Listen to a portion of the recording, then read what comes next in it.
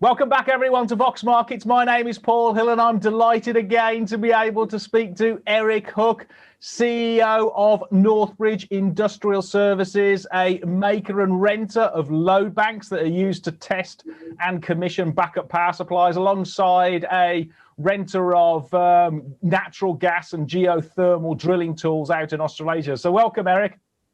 Hi, Paul. Good to speak to you again. Yeah, big congrats on this morning's positive trading update. But before we sort of dig into the details of that, I don't know if you could sort of like shed a bit of light. I know you guys are doing quite a bit of work out in the States, and I've got a close friend whose business is frankly blighted by power outages out in California, just north of Los Angeles. And the reason is the local power firm keeps cutting the electricity off because of the risk of wildfires. Just broadly, just for an investor's understanding of what a load bank is, how does a load bank, or where does it fit into the value chain of protecting companies like that, particularly mission critical ones, maybe data centers or hospitals or something like that, to protect them when they do have a sort of electricity blackout? Well, typically the original use was for testing the backup power supplies for industrial users, banks or hospitals or government departments, so they could test that the mains failure panels and the backup UPSs, batteries or generators worked seamlessly, so people didn't see a power interruption. And in the bulk of our business, that is what we do. However, we are seeing sort of new activities with load banks. In particular, that case you were talking about, the wildfires, what we're finding is the utilities need to keep their own power plant running, even though they're cutting local communities off, so they can douse the fire before they can switch the power back on. So it saves them stopping the power station altogether. Yeah. So in that way, it's more efficient. Obviously, wildfires are very bad anyway, and this is why the world wants to go to a net zero in 50 because of the climate change, and this is having a knock-on effect on all the reliability of power supplies, and we're seeing an uptick in demand for our products and our services. So it's it's good for us. We're very keen to promote that. Yeah, I guess the US must be a big market for that, because they don't have a sort of central power source which is spread across the whole country. It's all sort of like decentralized into regions and zones and states and stuff. Yeah, because it's more complex. Yeah, that's sort of double-edged sword. You get two villages next door that have different voltages. Yeah, absolutely crazy.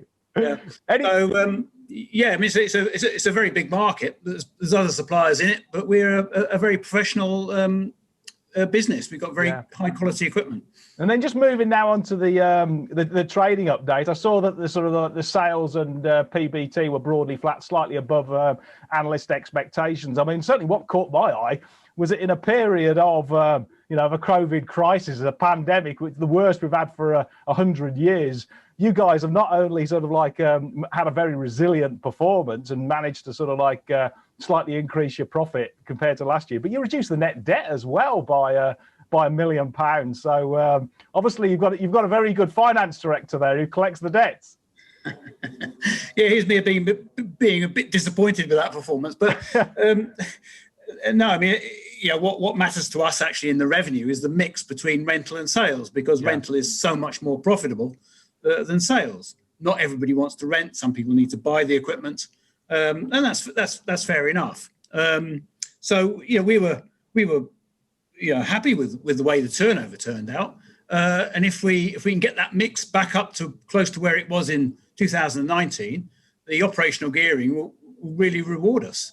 Yeah, and how do you think the 2021 will sort of shape up in terms of the rental side? So let's start on the Creschick side, because if you sort of like to, I mean, we're obviously into third lockdowns, which is obviously a bit disappointing, but we're coming through. But the UK and the US making real sort of inroads into mass vaccinations, and hopefully by the spring we'll see a lot more of the industry and work come back with pent-up demand. How do you see that sort of playing out in the rental business? Certainly the first lockdown was right across the world, almost co-terminously, so it did impact our rental operations. What we're seeing this time is busier in the likes of the UK and the US. but Europe's having a tougher time, or they've got much tougher lockdowns. But looking at the way the vaccine program is rolling out, we would expect quite a strong recovery, at least by the second half. Yeah. And if you think countries like Australia, who are, behind us in terms of where they've got to in the vaccination program, they've put more effort into preventing the virus spreading. But their vaccination program plans to have everybody vaccinated, all adults vaccinated, by the end of October this year. Right. So that's an amazing achievement. It's 25 million people there. Mm. And a lot of the Western economies are going to be around about the same time. Yeah. So if you look at the lead up to that, so everybody over 50 is vaccinated by midsummer, we are going to enjoy a bit of a boom, one would hope, once that international travel can happen again, and people can revisit their sites, and those backlog of inquiries will get quoted again. And have you got enough fleet there? I know last time you mentioned you've got these mobile load banks that you put onto trailers, and you've got a very fast driver who whizzes them round to people who need to test and stuff. I think you're going to have to sort of like get Damon Hill in there, or basically Lewis Hamilton to be a driver to sort of like push them around, I guess. Yeah, they're very popular in the States, actually, the towable ones. Yeah. And what are you sort of like? And if you with the rentals, the drop through rate, sort of like just top level with what sort of like if you put £1 of turnover on your rental for a load bank, do you get sort of like, I don't know, 50p, 60p, 70p, or what's the sort of like your level of drop? Closer to 80p actually. Oh, fantastic. Okay, right. So it's going to be a real profit driver. So by the time we push the clock back, but hopefully by the end of 2021, assuming we don't get another pandemic, then we'll see. We'll exit that year or enter 2022 in a really strong position with a bit of luck. Yeah, we're quite optimistic about that. We've got a very broad hire fleet, and it's spread right across the world. We have a very good reputation. Most even larger jobs we can cope with on our own. We all share jobs that we've done in the past. We're optimistic about that for the future. And then on top, I mean, obviously we have that pent up demand, obviously of projects which were delayed, haven't been able to complete, and they need to finish off quite rapidly. But we've also got overlaying that some large infrastructure. I mean, the Western economies, Europe, the UK, and particularly the States, are going to be putting huge amounts of infrastructure spend in. I mean, presumably that will also sort of like require, power supplies and, backup power supplies or temporary power supplies. And that will need sort of commissioning. I mean, I just think of things like HS2, for instance, because, I mean, that's a 10-year project. Yeah, what we're seeing is quite a lot of work done on substations to support the ingress of batteries and solar farms. Yeah. To take that strain. So, that's happening right throughout the Western world. Yeah. So we would hope that would continue. Yeah, good. And then what at longer term? I mean, I know it's a sort of like a bit of a blue sky, but what about the sort of the hydrogen opportunity? Because there's going to be, there's masses of sort of infrastructure certainly being sort of, I mean, I've seen a figure of $1 trillion of spend on just putting in hydrogen infrastructure over the next decade, admittedly mainly from 2025 to 30. But I mean, it's a huge sort of like commitment about, and essentially what you're doing is putting in either straight hydrogen tanks, but largely most of it's going to go through electrolyzers to be able to power up sort of like, battery farms or whatever. Yeah, in many ways, it's the holy grail of energy supplies. So, and people are working on this very, very strongly. I mean, in Australia, they're looking at blue hydrogen infrastructure, so they can build that while they're converting it from gas, ready for the hydrogen's made in a green fashion. So certainly, in terms of transport, in particular, and standby power, in fact, off-highway plants will benefit hugely from a hydrogen economy.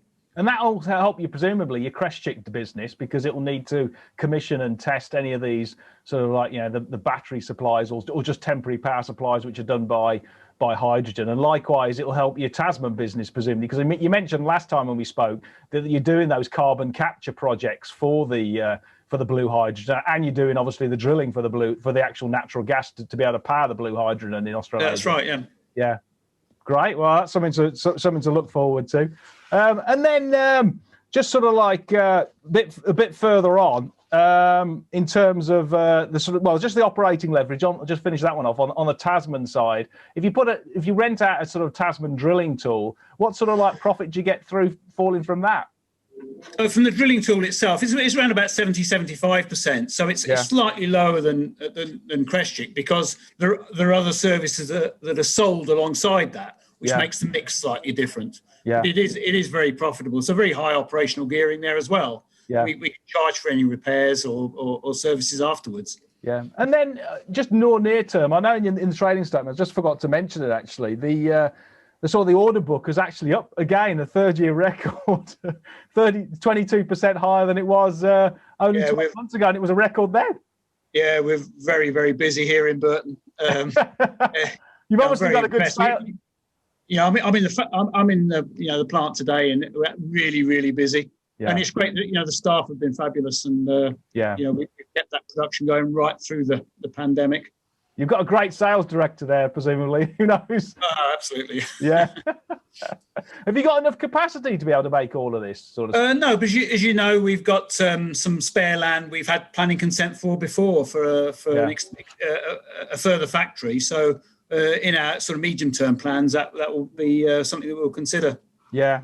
Good. And then I saw out in Australasia, I saw the Asia Pac. I mean, the price of natural gas and the price of crude has actually, increased slightly. I mean, that must put a sort of like at least underpin, sort of E&P activity, exploration and production activity. Yeah, you would hope so. Obviously the oil and gas industry has been particularly badly hit by the pandemic, just in terms of sentiment, alongside global warming, etc. So it'll take them a while to get their act together, and also in terms of current trading. Looking at the crewing of facilities, rigs, that's been very difficult for them, and it'll take them a while before the rigs are in the right place and the crews are available to actually do the E&P work. Yeah. But we are expecting that later this year. So good.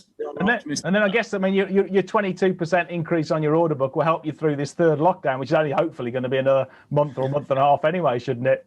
I would hope so. Yes. Yeah. I'm still waiting to get my vaccine. So. Yeah. Oh, yeah. You've had yours, haven't you? Of course. Well, I've been on a trial, but I don't know whether I had a placebo or a vaccine. Oh, I see. Right. So you might need a double shot. I don't know. We'll wait and see.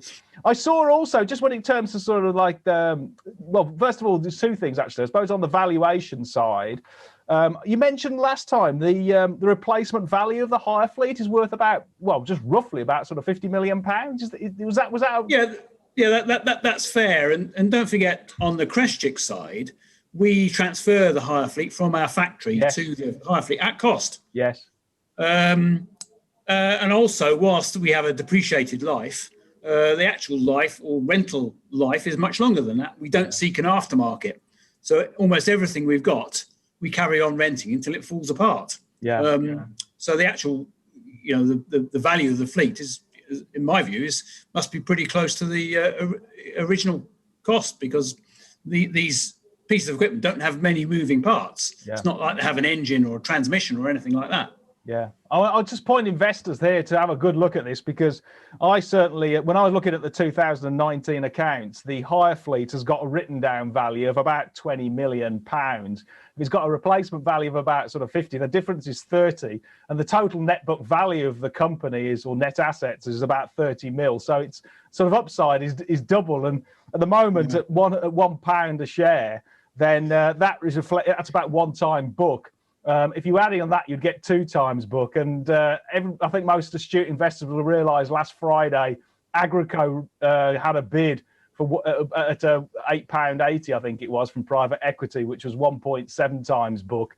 And if you run just a modest 1.5 times book, you get a share price for a theoretical share price for Northbridge of over £3 on its replacement. Yeah, we're quite a bit smaller at the moment. Yeah, I know. Well, only at the moment, and you're probably faster growing actually through that Crestchik. Well, that's what we all hope anyway. But again, I mean, from my numbers, I mean, I put a fair value on the actual shares of £1.75, and that's a very, very modest valuation. But I do actually assume there that you get a full conversion of your convertible debt, which is, I think, converts at, if I recall correctly, 90p in about mid 2022. What is a sort of, I mean, if it converts at 90p and the share price is going up, I mean, it's likely it's going to convert. But I mean, any sort of like further thoughts on that convertible debt? It's obviously something that the board will have a look at over the next 12 months. Yeah, we review it regularly, and had it not been for the pandemic, it would have matured this year anyway. So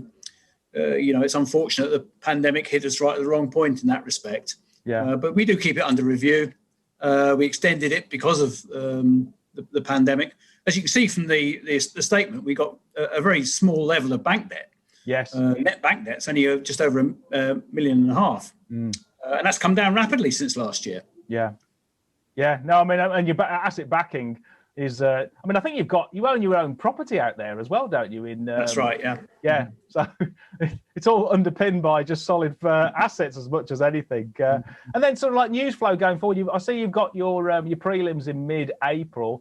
Is it going to be anything up to there, or is it really just be wait until we get through the mass inoculations in the UK, and that will give us a good view? I think when we've got something that we think is important and relevant to say, we'll say it. And I think we've learnt during this last year and the COVID crisis that we've given regular updates about how it's affected us and what we feel about the future. So we will continue that.